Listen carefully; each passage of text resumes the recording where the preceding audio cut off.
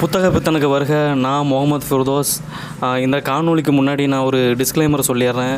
ஏன்னா இதை நான் என் கடையிலிருந்து போடுறதுனால பைக் சத்தம், கார் சத்தம் எல்லாமே கேட்கும்.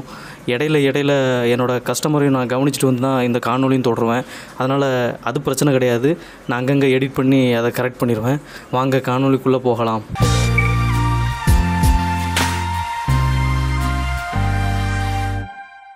இன்றைக்கி நம்ம பார்க்க போகிற புத்தகம் எதுன்னு பார்த்திங்கன்னா, அறியப்படாத தமிழகம், பரமசிவன். பரமசிவன் யாருன்னு பார்த்திங்கன்னா, தமிழில் உள்ள முக்கியமான ஆய்வாளர்களில் ஒருத்தர்னு சொல்லலாம்.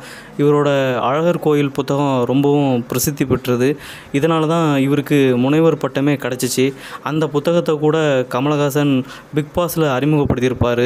இந்த அறியப்படாத தமிழகம் முழுக்க தமிழர்களோட வாழ்வியலை பற்றி ஆய்வு பண்ணுறதுன்னு சொல்லலாம். இதில் முதல்ல நம்ம தமிழை எடுத்துக்கிட்டோன்னா, தமிழுங்கிறதுக்கு இனிமை, பண்பாடு, அகப்பொருளுங்கிற மாதிரியான பல பேரில் வழங்கி வந்தாங்க. நம்ம ஊரில் குழாயடி, கிணற்றடின்னு சொல்லுவோம். அதே மாதிரி ஊரில் உள்ள மன்றத்தை தமிழடினே சொல்லி வந்திருக்காங்க. ஊர்களுக்கும் தமிழிலே பேர் வச்சுருக்காங்க. இப்போ நெல்லை மாவட்டம் ஆலங்குளத்தை எடுத்துக்கிட்டோன்னா, அங்கே ஒரு ஊர் இருக்குது. அந்த ஊர் பேர் தமிழ் ஊர்னு சொல்கிறாங்க. அதே மாதிரி நாங்குநேரி பக்கத்தில் தமிழாக்குறிச்சிங்கிற மாதிரியான ஊர்களும் இருக்குது. நம்ம தமிழ்நாடு ரொம்ப வெப்பமண்டலமான ஒரு பகுதி.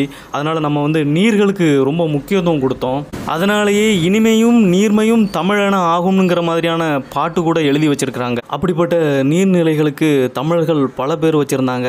சுனை, கயம், பொய்கை, ஊற்று, இந்த மாதிரியான நீர்நிலை, அதாவது தானாக ஏற்படுற தண்ணீர் நிலப்பகுதியை இப்படி பேர் சொல்லி அழைச்சாங்க. குளிப்பதற்கு பயன்படுத்துகிற நீரை குளம்னு சொன்னாங்க. உண்பதற்கு பயன்படுத்துகிற நீரை ஊரணின்னு சொன்னாங்க. ஏர் தொழிலுக்கு பயன்படுத்துறதுனால அந்த நீரை ஏரின்னும், கண்ணாறுகள் உடையதுனால அது பேர் கம்மாயினும், நீர்களுக்கு தமிழில் அந்தந்த பகுதியை சார்ந்தே பல பெயர்களை வச்சு வந்திருக்காங்க. இப்போ தமிழர்களோட உணவு முறை எடுத்துக்கிட்டோன்னா, சமைத்தல்ங்கிறதுக்கு என்ன பொருள்னு பார்த்திங்கன்னா, பக்குவப்படுத்துதல். அடுப்பில் ஏற்றி நம்ம சமைக்கிறோம் தெரியுமா, அது பேர் அடுத்தல்னு சொல்கிறாங்க. அதனால தான் சமையல் செய்யப்படுற இடத்த அட்டி இல்லைனா அடுக்கலைன்னு சொல்லுவாங்க. நம்மளோட உணவு முறை எடுத்துக்கிட்டோன்னா, வறுத்தும் சுட்டும் அவிச்சும் இட்ட உணவு முறையே அதிகமாக இருந்துச்சு.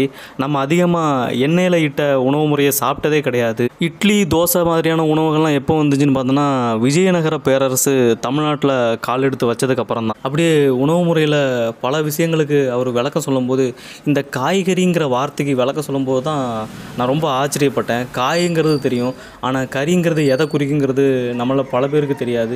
கறிங்கிறது மிளகை குறிக்குமா? இப்போது கறிக்கடைன்னு போட்டிருப்பாங்க, ஆனால் அதோட உண்மையான அர்த்தம் என்னன்னு பார்த்தீங்கன்னா, மிளகு கடை தான். ஆனால் கறிக்கடைன்னு போட்டு அங்கே பார்த்தோன்னா ஆடு, மாடுகள், இறைச்சியை தான் வித்துட்டு இருப்பாங்க. அப்படின்னா ஏன் காயோடு சேர்த்து கறியையும் இணைச்சி காய்கறி கடைன்னு வச்சாங்கன்னா, நம்ம எப்போவுமே எல்லா சாப்பாட்லேயும் மிளகு கலந்து தான் சாப்பிட்ருக்கோம். அது வெஜிடேரியனாக இருந்தாலும் சரி, நான் வெஜிடேரியனாக இருந்தாலும் சரி, மிளகுக்கு நம்ம அதிகமான முக்கியத்துவம் கொடுத்தனால தான் அந்த இடத்துல காய்கறிங்கிறது குறிப்பிடப்பட்டிருக்கு. இந்த உணவில் மிளகுக்கு அடுத்ததாக உப்பையும் நான் குறிப்பிட்டாகணும். உப்புக்கும் நம்ம ரொம்ப முக்கியத்துவம் கொடுத்தோம்.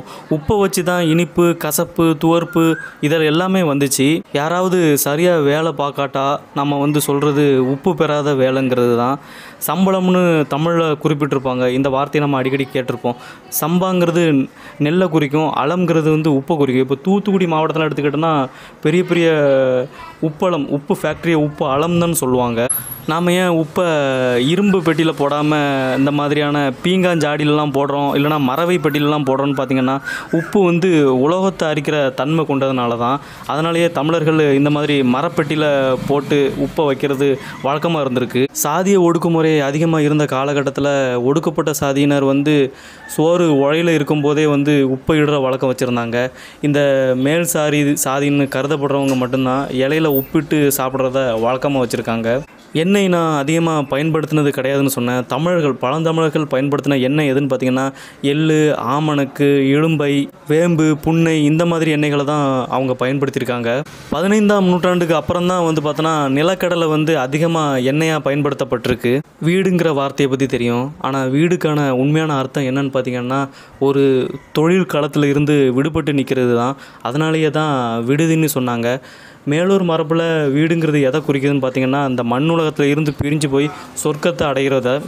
இப்போ சங்க இலக்கியத்தை எடுத்துக்கிட்டோன்னா, வீடுக்கு பதிலாக மனை தான் அதிகமாக பயன்படுத்தப்பட்டிருக்கு. அதனாலேயே மனைவிங்கிற வார்த்தைக்கு அர்த்தம் என்னன்னு பார்த்திங்கன்னா, உண்டு உறங்கி அந்த இடத்துல இனப்பெருக்கிறதுக்குரியவள் மனைவி அப்படின்னு குறிக்கப்பட்டாங்க. தம்பி தெரியும், ஆனால் அந்த தம்பின்னு எப்படி வந்துன்னு கேட்டோன்னா யாருக்குமே தெரியாது, எனக்கே தெரியாது. அண்ணனை வந்து தமையன்னு அந்த காலகட்டத்தில் சொல்லி வந்தாங்க. அந்த தமையனை பிரித்தனா தம் ப்ளஸ் ஐயன்னு வரும். இப்போது மூத்தவனை குறிக்கிறதுக்கு முன்னுங்கிற வார்த்தையும் இளையவனை குறிக்கிறதுக்கு பின்னுங்கிற வார்த்தையும் வரும்.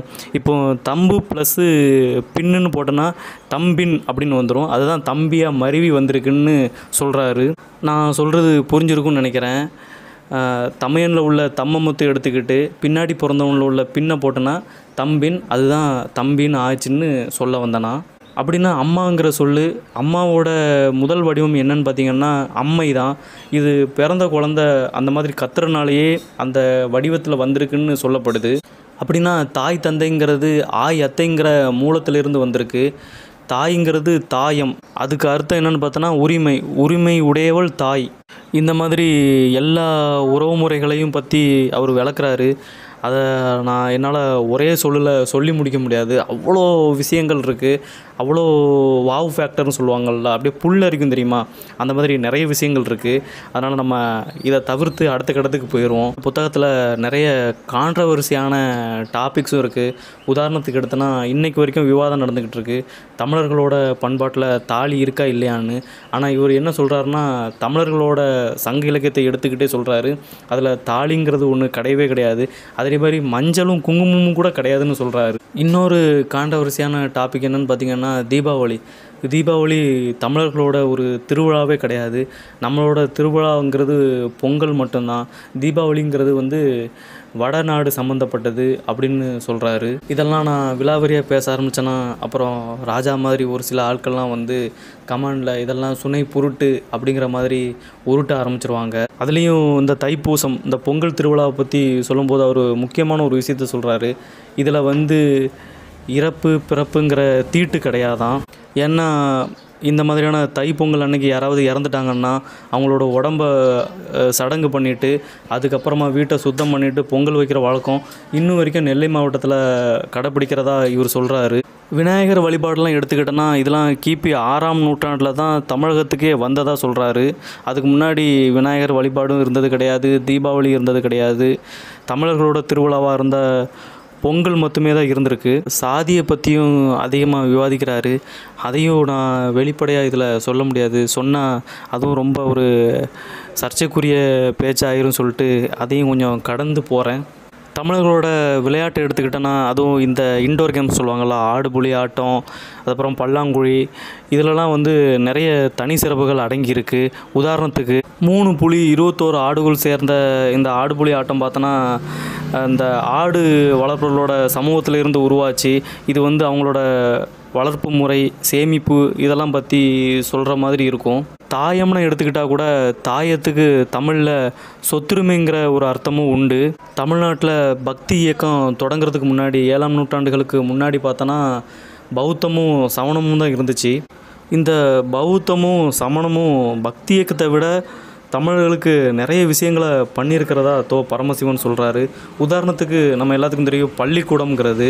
அந்த பள்ளிங்கிற வார்த்தைக்கு அர்த்தம் என்ன சொல்கிறாருன்னா படுக்கை அறையை தான் பள்ளி அறைன்னு சொல்லுவாங்க. சமணர்கள் வந்து பெரிய பெரிய மலைகளில் கல் அந்த இடத்துல படுத்துக்கிட்டே வந்து பாடம் சொல்லி கொடுத்தனால அது பேர் வந்து பள்ளிக்கூடம் இப்படின்னு மருவி வந்திருக்கு அப்படின்னு சொல்கிறாரு. இன்னும் இந்த புத்தகத்தில் நிறைய விஷயம் சொல்லப்பட்டிருக்கு. எல்லாத்தையும் வந்து ஆரம்பத்தில் சொன்ன மாதிரி அவ்வளோ வெளிப்படையாகவும் சொல்லிட முடியாது. ஏன்னா நிறைய சர்ச்சைக்குரிய இதெல்லாம் இருக்குது. அது யாரை பாதிக்கும்னு எனக்கு தெரியும், இதை வாசித்தவங்களுக்கும் தெரியும். அதனால் இது ஒரு கண்டிப்பாக வாசிக்கப்பட வேண்டிய ஒரு புத்தகம். எல்லோரும் வாசிங்க. இதை நான் மேலோட்டமாக தான் சொல்லியிருக்கேன், நான் நிறைய விஷயத்தை இதில் சொல்லாமே விட்டுருக்கேன்னு சொல்லலாம். அப்புறம் நம்ம வேறொரு புத்தக விமர்சனத்தில் சந்திக்கிறேன். உங்களிடமிருந்து விடைபெறுகிறேன். நன்றி.